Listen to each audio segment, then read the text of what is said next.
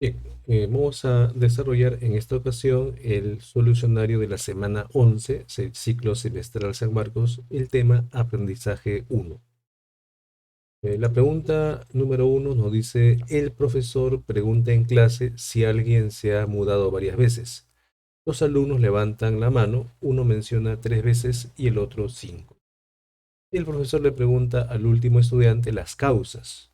El alumno contesta que fue por la delincuencia, por la escuela, por la economía, el acceso a diversos espacios y la compra de un espacio, ¿no? A lo que el maestro le pregunta lo siguiente, ¿no? ¿Qué cosa en común tenían todas estas causas? El estudiante contesta que la necesidad. Luego de esto, el docente le habla de la vida nómada y es el mismo aprendiz el que va suponiendo dichas causas. El método usado por el docente fue planteado por, claro, recuerdan ustedes que cuando el alumno, ¿no?, comienza a problematizar sobre un tema y comienza, ¿no?, a tratar de explicarlo a través, ¿no?, de algún tipo de experiencia que él haya tenido, está pues involucrándose en un aprendizaje dentro de la teoría del enfoque cognitivista, ¿no? O el enfoque como proceso, ¿no? Entonces, las alternativas nos dicen Ausubel, Brunner, Vygotsky o Pavlov, ¿no? Podría ser Brunner o Ausubel, ¿no? Cualquiera de ellos, ¿no? Ausubel podría ser porque hay una experiencia previa, ¿no? Que es el haberse mudado y se asocia con el conocimiento nuevo que el docente quiere enseñar, el concepto de, ¿no?, el ser nómada, ¿no? El comportamiento nómada, la vida nómada. Podría ser Brunner, ¿no?, en la medida de que está problematizando sobre un tema, ¿no? Un tema en el cual el docente le da pistas, ¿no?, ayudas al estudiante, ¿no? Eh, Sin embargo, pues cuando da estas pistas, ¿no?, el alumno, eh, pues le permite, ¿no?, reconocer, ¿no?, este concepto, incorporarlo dentro de sus conocimientos, ¿no?, que él ha ido logrando ya, ¿no? Entonces, está entre ambas donde predomina más la presencia del docente, que es el que guía, el que orienta, ¿no? El que de manera inductiva, en base a esa experiencia particular, va construyendo con el alumno ese conocimiento, ¿no? Entonces es muy importante esa presencia del docente común que predomina en esta pregunta. Sí.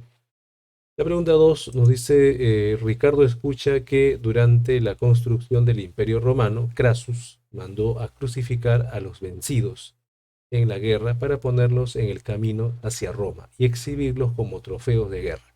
Él va construyendo en su mente las imágenes de los vencidos, gritando de dolor mientras son aniquilados de forma tan salvaje y deshonrosa. Esto es porque ha visto películas cristianas donde había crucifixiones. Se puede decir que sus construcciones cognitivas se basan en sus conocimientos previos, lo cual es parte del aprendizaje. Bueno, acá la pista, hay que importante tomar en cuenta la pista que nos dan en la pregunta, ¿no? El término conocimientos previos, ¿no? El hecho de que es un aprendizaje en el cual el docente narra una situación y el alumno él es el que va asociando lo nuevo, que es la historia que cuenta el docente, con lo que él ya conoce. No te dan la idea, la pista, con la pregunta uno, de que el docente va a guiar, ¿no? Va a inferir, va a hacer que el alumno infiera, vaya suponiendo el concepto, ¿no? No, el docente transmite un conocimiento. Entonces es muy importante esa diferencia. Por ejemplo, Auswell planteaba que el aprendizaje significativo se puede dar sin la necesidad de un docente, ¿no? Un libro, por ejemplo, puede ser significativo para mí, yo leerlo, eso que estoy conociendo se vincula con lo que ya tengo yo en mi memoria, en conocimiento previo. Entonces, un hecho, una clase simplemente expositiva podría ser significativa también, donde el docente quizá no va a hacer que el alumno, ¿no?, infiera, deduzca, ¿no?, en base a casos particulares, ¿no?, sino lo importante es cómo se vincula el conocimiento nuevo con el conocimiento previo. Y esa pista nos dan esta pregunta. Por eso, lo más acertado sería pues el aprendizaje significativo, ¿no?, planteado por David Ausubel. Muy bien, es un dato muy interesante. La pregunta 3 nos dice, en clase, la maestra Silvia le da tres cables a sus alumnos, uno es de bronce, otro es de cobre y otro es de plata. Los muchachos observan que al ponerlos en un soquete, eh, un socket, ¿no? Un socket o un foco o bombilla, estos se encienden. Les pregunta si el agua pura es un buen conductor de electricidad y ellos contestan afirmativamente. Luego colocan los cables en el agua que está unido a cada foco y este apenas se enciende muy tenuemente. Ante esto un joven dice sorprendido, entonces el agua que bebemos no es agua pura. Esto provoca la burla de sus compañeros y la maestra respalda la respuesta del estudiante. Esta forma de aprendizaje es denominada aprendizaje por, claro, en ese caso sí te dan la pista, ¿no? La pista que tienes que ver acá es que hay una experiencia, ¿no? Algo que los alumnos deben realizar, ¿no? Está la actuación de los alumnos, está también la profesora que, ¿no? Les plantea preguntas, ¿no? Les plantea problemas que los alumnos deben resolver y algún alumno da una respuesta, los otros se pueden burlar, pero la profesora está orientando, ¿no? Pero está buscando que los estudiantes descubran, ¿no? Eh, los conocimientos que la profesora quiere enseñar antes que les transmita ese conocimiento, busca que los alumnos descubran ese conocimiento, ¿no? Entonces sería el aprendizaje por descubrimiento, ¿no? Entonces acá nos plantean pues que Brunner plantea, ¿no? La necesidad de que el alumno no reciba el conocimiento acabado, sino que el alumno tenga que inferir, deducir, ¿no? Mediante inducción, ¿no? La solución a un problema, la respuesta a una pregunta. Eso se llama el aprendizaje por descubrimiento que hace, ¿no? La profesora Silvia, ¿no? Busca que los alumnos descubran el conocimiento, ¿no? La clave correcta sería la B, ¿no? Por descubrimiento.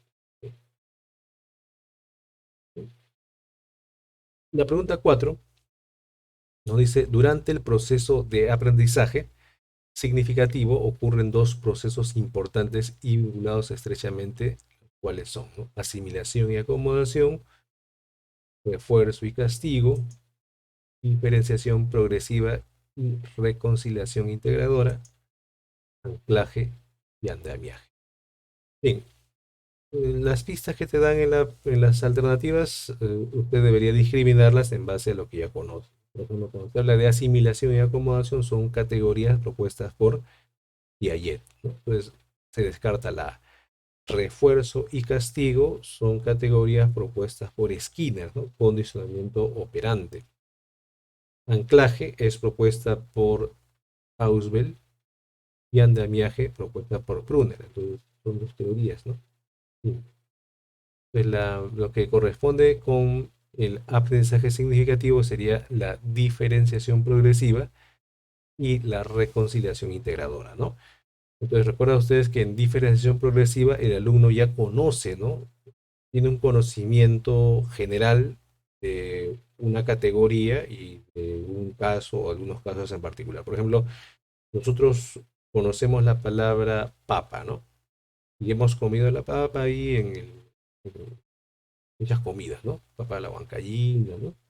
Pero cuando uno va al mercado, encuentra que hay una variedad de papas, ¿no? Hay una variedad de papas. Entonces, ahí se da una diferenciación progresiva, ¿verdad? Yo tenía la idea de que la papa era una sola, pero cuando me voy al mercado hay diferentes calidades o tipos de papa. Papa amarilla, papa peruanita, papa canchán, ¿no? Papa tomasa, ¿no? Entonces hay una variedad, ¿no? Es que hay más de 100 variedades de papa, ¿no? Papas nativas también, ¿no? Papas nativas. Entonces ahí se daría ese proceso de diferenciación progresiva. Pero también lo que es la reconciliación integradora, ¿no? O sea, yo veo ahí papa, camote, ¿no? Este, no sé, yacón, ¿no? Eh, por ahí yuca, ¿no? Entonces una persona viene y dice, ¿y a cuánto está ese tubérculo, ¿no? ¿Tubérculo? No, acá no hay tubérculos, acá hay papas, hay camotes. No, no, es que la papa, el camote son tubérculos, ¿no? Ah, no Entonces, ahí estamos reconciliando, ¿no? La papa que estaba separada del camote, ahora lo reconciliamos, ¿no? Allá se reconcilian, se juntan bajo la categoría tubérculo, ¿no? Que sería esa reconciliación integradora. Esos conceptos los plantea justamente David Ausubel en el aprendizaje significativo, ¿no? Nos habla de esto, de esta solución.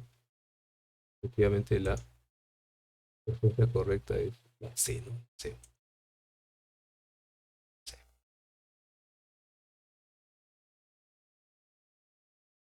La pregunta 5 nos dice, para Brunner, el rol principal que cumple el docente debe ser el de...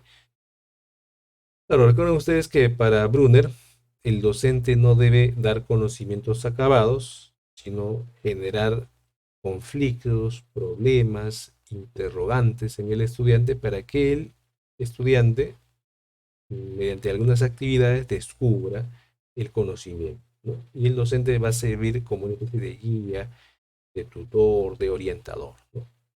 Vamos a ver acá las alternativas, ¿no? De expositor no puede ser, ¿no? Porque si sería expositor sería el que habla y el alumno escucha, ¿no? No, no es expositor, ¿no? Reforzador podría ser también reforzador, pero es una categoría más vinculada con Skinner, ¿no? Con el condicionamiento operante. Modelo, modelo sería una especie de modelo imitar, ¿no? Y más se vincularía con la teoría del aprendizaje vicario, ¿no? Por imitación. Lo planteo por Albert Bandura. Orientador es la palabra correcta. El docente orienta, guía, ¿no? Facilita, también se le dice, ¿no? Por lo tanto, Brunner plantea que el docente debe orientar, debe guiar al discípulo eh, mediante el concepto andamiaje, ¿no? Debe darle pistas, ayudas para que el alumno vaya construyendo su conocimiento, pero progresivamente esas pistas, ese andamiaje debe ir dándose para que el alumno tenga independencia, autonomía y haga las cosas solo, ¿no? Por lo tanto, la clave sería la D, ¿no? De orientador, ¿no?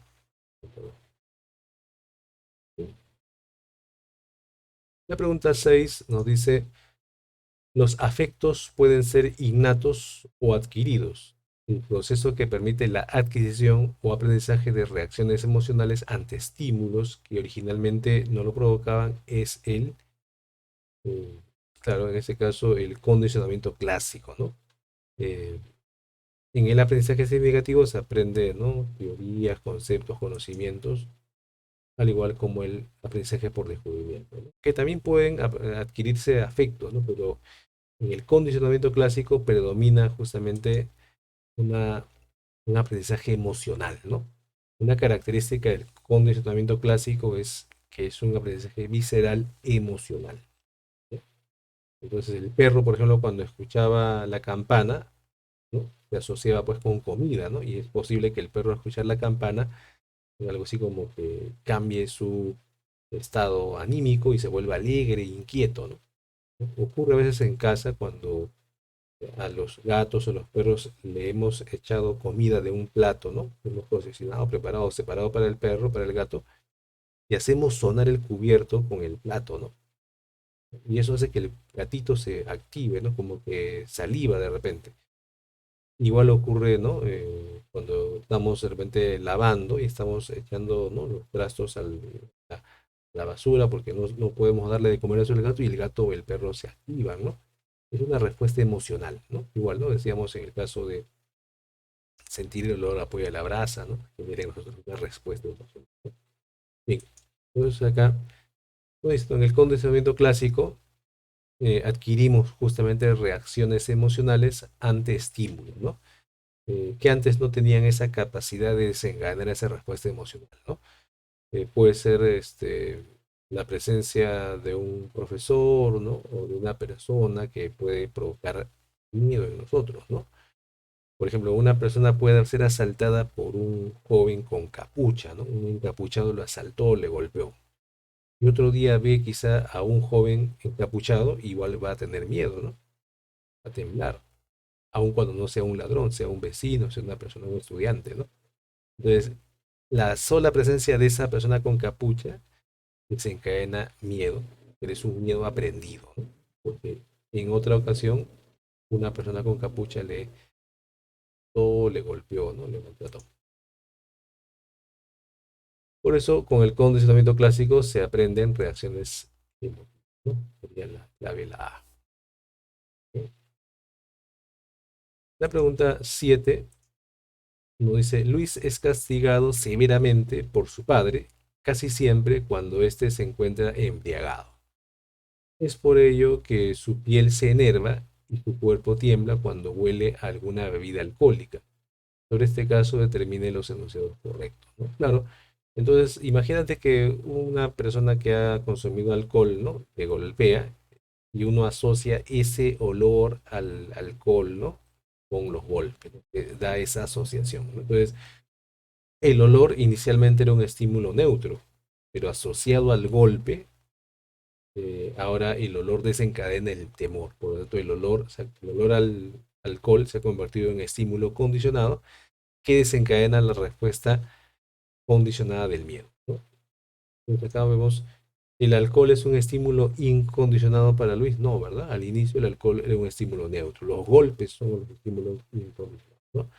Temblar es una respuesta condicionada del agredido.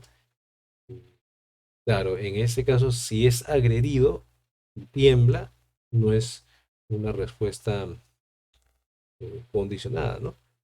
Eh, pero si ve, ¿no? O siente el olor a alcohol y tiembla, ahí sí es una respuesta condicional. Siente el olor y tiembla, ahí sí es una respuesta condicional, ¿no? Temblar. Temblar ante el olor a alcohol. Los estímulos condicionados para Luis serían las bebidas alcohólicas y sus aromas, sí, ¿no? Eso sería correcto. El estímulo condicionado es aquel que desencadena la respuesta condicionada, ¿no? Entonces, en este caso, el olor a alcohol sí desencadena esa reacción, ¿no? El condicionamiento clásico permite la exclusiva adquisición de reacciones de aversión. Puede ser de aversión o también de placer. No siempre va a ser de aversión. Entonces sería falsa la 4, ¿no? Alternativa A, B, C, D, ¿no? Vamos a ver aquí el análisis. Con el condicionamiento clásico se puede aprender respuestas de agrado o aversión, ¿no? O sea, no siempre va a ser de aversión, ¿no? Entonces acá vemos golpes del padre ebrio. La respuesta incondicionada sería pues el temblar, tener miedo, ¿no? Se asocia con se enerva la piel y tiembla. El estímulo neutral sería la bebida alcohólica, el olor, ¿no? A la bebida alcohólica, ¿no? El estímulo condicionado sería la bebida alcohólica y la respuesta condicionada temblar ante el olor de la bebida. Por lo tanto, el temblar se convierte en una respuesta condicionada ante el olor de las bebidas alcohólicas, que se convierten en estímulos condicionados, ¿no? Por lo tanto, la clave es la C, ¿no? La 2 y la 3, ¿no? Son las correctas, ¿no? Claro, pero como te decía, acá el temblar debe ser más específico, ¿no? Según la pregunta con el enunciado, ¿no? Pero como no hay otra alternativa, ¿no? Sería más la C como. Pero temblar ante el olor, ¿no? Como no dice acá, ¿no? Temblar ante el olor al alcohol, ¿no? Es una respuesta. Obvia, ¿no? Y la clave correcta es la C. La pregunta siguiente, la 8, nos dice, en el condicionamiento clásico, el elemento presente en el ambiente del sujeto que es capaz de desencadenar conductas reflejas sin experiencia antecedente denominado, en este caso, estímulo condicionado, estímulo neutro, estímulo contingente, estímulo incondicionado, ¿no? Entonces, un elemento cualquiera que provoque una respuesta involuntaria, una respuesta refleja, se hablaría de un estímulo incondicionado, ¿no? Eh, o sea, antecedente, ¿no? O sea, por ejemplo, yo pico la cebolla y lagrimeo, ¿no? Eso tendrá un antecedente. Ah, es que él llora porque cuando picaba la cebolla le pegaban, ¿no? Y por eso llora. No, no, no es eso, ¿no? Cualquier persona, aún sin un antecedente previo, va a segregar lágrimas cuando el vapor de la cebolla llega a los ojos, ¿no? Es una respuesta natural. Y esa respuesta natural se llama respuesta incondicional. El estímulo incondicional, ¿no? Por eso la clave sería la D, ¿no? Entonces el estímulo incondicional es aquel que no necesita de una experiencia previa, ¿no? Para desencadenar reflejos. Es decir, no se ha asociado con otro estímulo para provocar ese proceso de aprendizaje, ¿no? Y el estímulo condicionado sí es un estímulo que desencadena una respuesta aprendida, es una respuesta condicionada, ¿no? Por lo tanto, la clave correcta es la D. Muy bien, estimados estudiantes, muchas gracias por su atención, su participación en esta clase. Sigan estudiando. Hasta vernos en el siguiente capítulo. Muy buenas tardes.